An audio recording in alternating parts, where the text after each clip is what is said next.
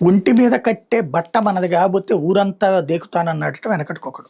ఇప్పుడు ₹1,00,00,000 పరిహారం ఇవ్వాల్సిందే జగన్మోహన్ రెడ్డి.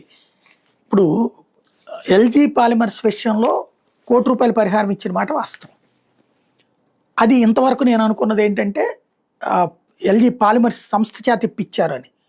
తాజాగా ఆంధ్రజ్యోతి రాసింది అది రాష్ట్ర ప్రభుత్వం తరపున ఇచ్చారు, సంస్థకి వీళ్ళకి లాలూచి ఏంటో అని. అది పక్కన పెడితే ₹1,00,00,000 పరిహారం అనేటటువంటిది అసలు కరెక్టేనా, సాధ్యమేనా? ప్రమాదాల్లో చనిపోవడం అనేది చాలా దారుణం, నో డౌట్ ఎట్ ఆల్. అందులో ఆ సందర్భంలో మానవతా సాయం కోరడం కూడా తప్పులేదు. ఇప్పుడు వీళ్ళకి ₹1,72,000 వరకు డబ్బులు వస్తాయట ఒక్కొక్కరికి.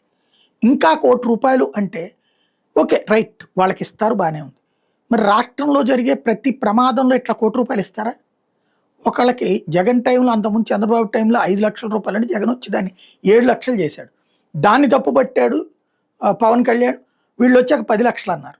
ఇప్పుడు నిన్న ₹1,72,00,000 కేంద్ర ప్రభుత్వం డబ్బులు, వాళ్ళకి ఇన్సూరెన్స్ డబ్బులు అయ్యే తప్పించి రాష్ట్ర ప్రభుత్వం తరపున కాదు ప్రకటించింది. స్టీల్ ప్లాంట్ వాళ్ళ చేతన 25,00,000 కూడా ప్రభుత్వం ఇవ్వట్లేదు. ప్రభుత్వాన్ని 10,00,000 ఇవ్వమని అడిగితే ఇంకో 10,00,000 ఇచ్చినట్టు. ₹1,00,00,000 అని జగన్ చెప్తున్నాడు. రేపు నేను అధికారంలోకి వస్తే నెల తిరిగేటప్పటికి వాళ్ళకి ₹1,00,00,000 ఇస్తానంటున్నాడు. మరి మిగతా వాళ్ళకి ఎందుకు ఇవ్వలేదు? ఎల్జీ పాలిమర్స్ ప్రమాదం తర్వాత అనేక మంది చనిపోయారు అనేక యాక్సిడెంట్స్లో. మరి వాళ్ళకి ఎందుకు ఇవ్వలేదు?